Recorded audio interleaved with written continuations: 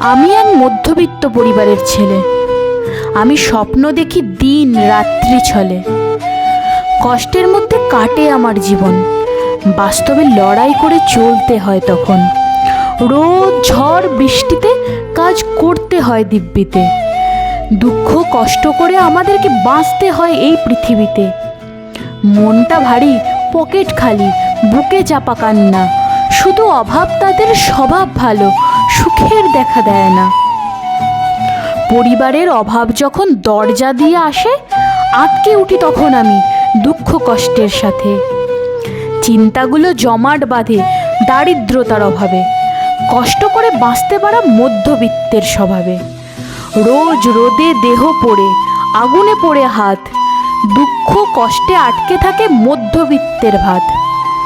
মাথার মধ্যে হাজারো চিন্তা, ঠোঁটের কোণে হাসি।